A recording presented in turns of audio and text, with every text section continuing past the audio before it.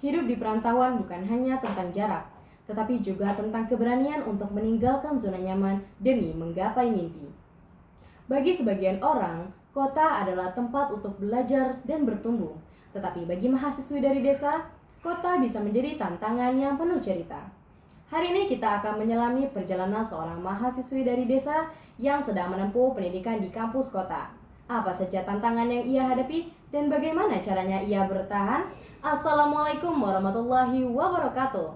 Selamat datang di podcast Suara Mahasiswa, sebuah ruang refleksi dan inspirasi dari sudut kampus Indonesia. Saya Nabila Zakira Deswika dan di episode kali ini kita akan berbincang mengenai kendala menjadi mahasiswi dari desa yang menempuh pendidikan di kampus kota. Dan sudah bersama saya seorang narasumber yang luar biasa pada hari ini. Boleh dong Kak untuk disapa teman-teman yang ada di luar sana? Halo semuanya. Halo. Dan selanjutnya boleh untuk Kak Suci dapat memperkenalkan dirinya terlebih dahulu nih ya, agar kita lebih akrab begitu ya. Baik, terima kasih sebelumnya Kak Ira. Izin memperkenalkan diri, nama saya Suci Prasanti. Saya adalah mahasiswi dari desa. Baik, halo Kak Suci, salam kenal. Halo. Apa kabarnya nih hari ini Kak Suci? Alhamdulillah kabarnya baik. Alhamdulillah, senang mendengarnya ya kalau ada orang yang kabarnya baik seperti itu. Baik, bagaimana nih Kak perasaannya saat diundang menjadi narasumber di podcast Suara Mahasiswa kita ini Kak? Tentunya bangga ya kepada diri sendiri karena bisa menghadiri podcast kakak yang sangat luar biasa ini.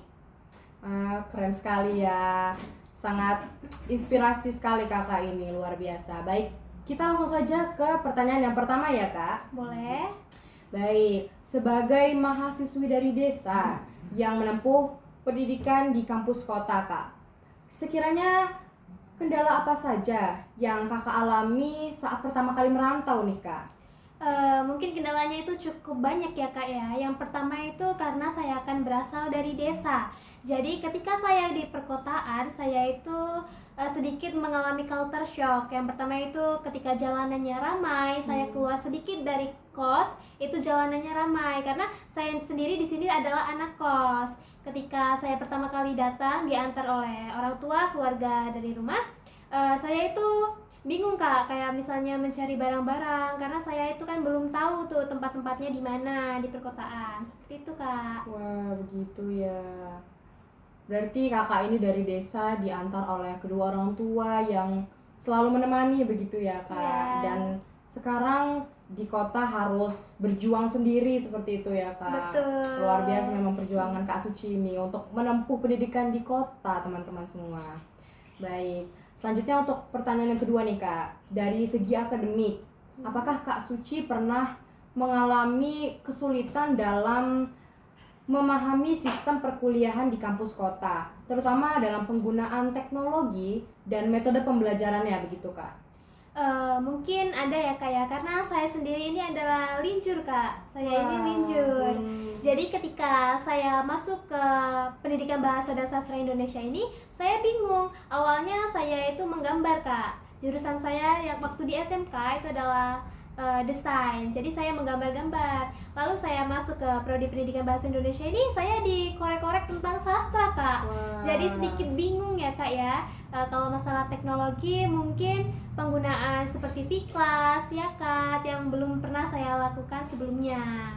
Wah, berarti kakak ini keren dong ya, dari desa terus menempuh pendidikan di kampus kota dan lintas jurusan lagi teman-teman. Iya. Sangat menginspirasi kakak ini. Jadi walaupun lintas jurusan tidak membuat Kak Suci itu menyerah begitu ya untuk menempuh pendidikan dan menggapai mimpinya begitu ya teman-teman semua.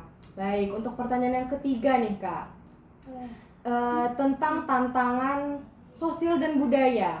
Apakah Kak Suci pernah merasa berbeda seperti itu Kak? Mungkin karena kakak dari desa seperti itu, atau kakak merasa kesulitan dalam beradaptasi di lingkungan yang sekarang ini Kak? Karena pastinya di lingkungan di kota dan lingkungan di desa itu berbeda Kak.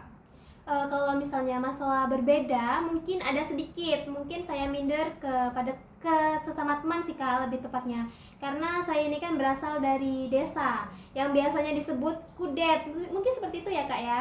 Yang belum tahu bahasa-bahasa yang baru seperti itu Kak. Ketika teman-teman saya ini kan berasal dari kota semua.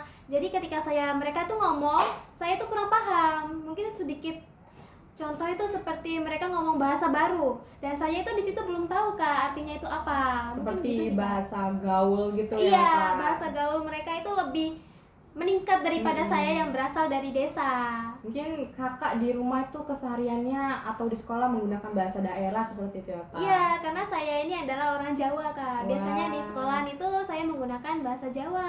Wah, begitu teman-teman. Jadi suku Kak Suci ini ternyata Jawa ya. Iya. Mungkin itu kendalanya kali ya, Iya. Kak. Karena perbedaan lingkungan di kota dan di desa itu memang berbedanya sangat lumayan jauh begitu teman-teman semua.